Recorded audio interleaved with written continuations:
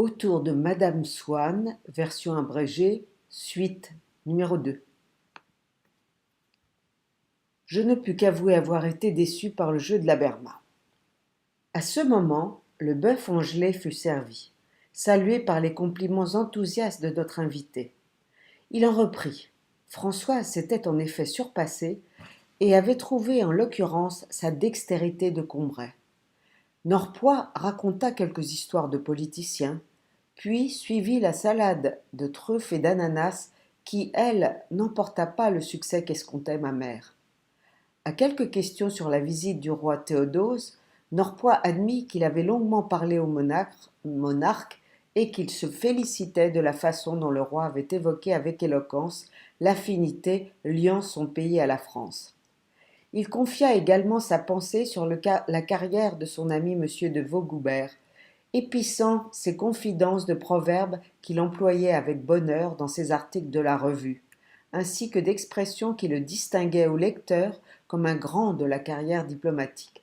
De ces citations, l'exemple le plus parfait était « Faites-moi de bonnes politiques et je vous ferai de bonnes finances », comme avait coutume de dire le baron Louis. Cette réputation de fin lettré, ainsi que le sens de l'intrigue caché sous un air d'indifférence, lui avait obtenu une place à l'Académie des sciences morales. Revenant sur la hardiesse du mot affinité, appelé à être commenté encore longtemps dans les chancelleries, Norpois décrivit comme Vaugoubert avait été ému par le toast porté par le roi, dont l'emploi du mot affinité était le couronnement d'efforts diplomatiques menant au rapprochement des deux nations. Ma mère exprima le désir que Norpois emmenât mon père avec lui un été prochain en Espagne, ce à quoi il acquiesça bien volontiers et demanda quels étaient ses projets de vacances à elle. À quoi ma mère répondit qu'elle m'accompagnerait peut-être à Balbec. Comme je posai une question sur l'église de cette station balnéaire, Norpois ne put en vanter la beauté, mais il admit qu'elle méritait une visite, car elle était curieuse. Il révéla qu'il avait dîné récemment avec Madame Swann, chez qui on rencontrait surtout des messieurs, et où Swann se vantait des invités qu'il allait recevoir la semaine suivante sans aucun tact. C'était une véritable surprise de voir un homme avec de telles relations dans le monde se montrer si empressé auprès d'une société tellement moins chic.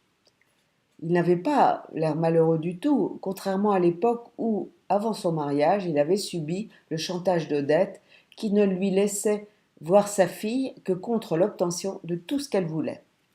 Elle avait ainsi réussi à se faire épouser, et tout le monde s'attendait à ce que leur mariage fût un enfer.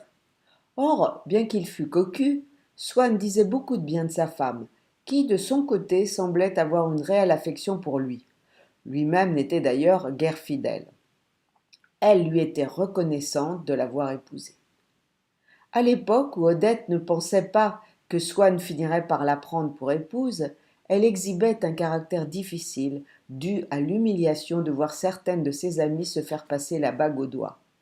Ce caractère exécrable n'était dû qu'aux circonstances et disparut aussitôt qu'elle devint Madame Swann. Leur vieille liaison avait pris le caractère doux et fort des relations familiales. Elle conseillait à présent son mari sur les études qu'il rédigeait, le poussait à y montrer un côté plus vivant qui certainement lui apporterait le succès, et ainsi permettrait à sa femme d'avoir ce qu'elle avait appris chez les Verdurins à placer au-dessus de tout un salon. Swann lui-même, 20 ans plus tôt, aurait désapprouvé son mariage. Mais depuis longtemps Odette l'avait guéri de ses ambitions mondaines. Avec le temps, la seule personne dont il craignait la réaction, c'était la duchesse de Guermantes. Dans ses rêveries, il se voyait présenter Odette, mais surtout leur fille, à son ami qui les recevait avec tendresse, sans témoin. Je parlais du comte de Paris pour savoir s'il ne connaissait pas Swann, de peur qu'on ne changeât de sujet. Et M. de Norpois insinua que le prince avait aperçu Odette, l'avait trouvée à son goût, d'après les signes presque imperceptibles qu'il avait manifestés, et la possibilité qu'il ait fait sa connaissance n'était pas à écarter. Quant à lui, et pour répondre à une question de ma mère, il la trouvait charmante. Je lui demandai s'il avait rencontré chez les Swann un écrivain du nom de Bergotte. Oui, il le connaissait, et ne partageait pas mon admiration pour son style qu'il trouvait très maniéré, digne d'un vrai joueur de flûte. Il me fit même la remarque d'avoir retrouvé dans le petit texte que j'avais écrit la mauvaise influence de Bergotte. Non seulement il n'appréciait pas son style, mais il aimait encore moins le personnage, prétentieux et vulgaire, ennuyeux aussi. Le jugement sévère que Norpois avait porté sur mon essai confirma ma crainte que je n'étais pas fait pour la littérature. Son antipathie pour Bergotte avait eu son origine dans un incident déjà ancien. À Vienne, en mission officielle, Bergotte, qui, malgré tout et grâce à sa notoriété, représentait la France, avait eu l'indélicatesse d'amener sa compagne à l'ambassade, lui qui prenait un ton si moralisateur dans ses livres. Norpois se demandait pourquoi Swann l'avait invité avec l'écrivain. Avez-vous vu mademoiselle Swann demandai-je, cachant mon émotion. Norpois répondit qu'il n'y avait pas trop fait attention et que, quoique charmante, elle n'égalait pas sa mère.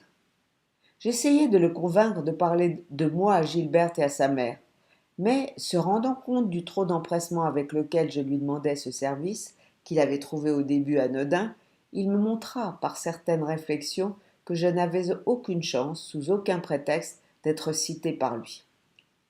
Après le départ de M. de Norpois, mon père me montra dans le journal un petit article qui qualifiait la représentation à laquelle je venais d'assister de triomphe éclatant pour la Berma, qui avait ce jour-là donné la plus haute manifestation d'art. Et, malgré ma déception initiale, je fus convaincu d'avoir vu jouer une vraie artiste. Ma mère sembla désapprouver que mon père n'envisageât plus de me faire entrer dans la carrière, car il avait été persuadé que je devais faire quelque chose qui me plairait, et que, comme je n'étais plus un enfant, je devais être capable de juger de ce qui pouvait me rendre heureux. Cette disposition paternelle nouvelle, au lieu de me faire plaisir, me causa au contraire bien des angoisses, car elle me faisait découvrir que, d'une part, ma vie était déjà entamée, pour probablement ne plus vraiment changer, et d'autre part, que j'étais soumis aux lois du temps, si tristement présentes dans les romans que je lisais et dont les héros étaient les victimes. Mon père accorda à ma mère que M. de Norpois était vieux jeu. En fait, elle l'avait trouvé intéressant. Mes parents essayèrent de retrouver les expressions que le vieux diplomate avait employées. Mais le mot qui resta dans ma famille durant les années qui suivirent fut la façon dont il avait traité Françoise de chef de premier ordre, mot transmis immédiatement par ma mère à l'intéressé, véritable félicitation acceptée avec la fierté de l'artiste qui connaît son sujet. Il faut dire que ma mère avait envoyé Françoise voir la cuisine de pas mal de restaurants qui ne l'avaient pas impressionnée en général, et quoiqu'elle ne pût pas expliquer pourquoi sa gelée était supérieure à celle de la plupart de ces établissements, sauf le café anglais. Le 1er janvier, après les visites rituelles à la famille, je me précipitai aux Champs-Élysées, porter à notre marchande, qui servait aussi les Swann, une lettre pour Gilberte, écrite depuis longtemps en vue du 1er de l'an, et dans laquelle je lui proposais de rebâtir notre amitié détruite sur des bases toutes nouvelles. Après avoir acheté une photo de la Berma, tandis que Françoise s'achetait pour ses étrennes les photos de Pie IX et de Raspail, je me rendis compte que malgré mes bonnes intentions, cette nouvelle amitié serait pareille à l'ancienne et que le jour de l'an n'était qu'un jour comme les autres, n'ayant intrinsèquement rien de spécial. Dans mon lit, je rallumai ma bougie pour contempler le visage de la Berma, tout nostalgique à la pensée que cette figure avait sans doute été caressée par beaucoup d'admirateurs. Mais je ne reçus pas la seule étrenne qui m'aurait plu, un mot de Gilberte. J'allais toujours aux Champs-Élysées quand il faisait beau. J'aurais voulu voir Gilberte, dont je ne pouvais alors me rappeler maintenant que le sourire, ce qui me faisait croire que je ne l'aimais sans doute plus. Mais elle ne revenait pas. Enfin, elle revint jouer presque tous les jours, jusqu'au moment où quelque chose changea de nouveau la situation. Monsieur Swann avait-il lu la lettre que j'avais écrite à sa fille? Toujours est-il que, à mes assurances que j'admirais ses parents, elle finit par m'avouer qu'il ne me gobait pas. Sans empêcher Gilberte de jouer avec moi, ses parents pensaient que je ne pouvais avoir qu'une mauvaise influence sur elle. J'écrivis une longue lettre à remettre par Gilberte à son père, décrivant tout le bien que je ressentais à son égard. Cette lettre de 16 pages n'eut pas le succès escompté. Monsieur Swann prit cette épître pour la preuve que j'étais un imposteur. Indigné par cette erreur judiciaire, j'étais désespéré. Ce jour-là, comme notre servante m'emmenait dans les toilettes publiques, les murs humides et anciens de l'entrée où je restais à attendre Françoise dégageaient une fraîche odeur de renfermé qui, m'allégeant aussitôt des soucis qui venaient de faire naître en moi les paroles de Swann rapportées par Gilberte, me pénétra d'un plaisir non pas de la même espèce que les autres, lesquels nous laissent plus instables, incapables de les retenir, de les posséder, mais au contraire d'un plaisir consistant auquel je pouvais m'étayer, délicieux, paisible, riche, d'une vérité durable, inexpliquée et certaine. J'aurais voulu, comme autrefois dans mes promenades du côté de Guermantes, essayer de pénétrer le charme de cette impression qui m'avait saisi et rester immobile à interroger cette émanation vieillotte qui me proposait non de jouir du plaisir qu'elle ne me donnait que par surcroît, mais de descendre dans la réalité qu'elle ne m'avait pas dévoilée. Plus loin. En rentrant, j'aperçus, je me rappelai brusquement l'image, cachée jusque-là, dont m'avait approché sans me laisser la voir ni reconnaître le frais, sentant presque la suie du pavillon treillagé.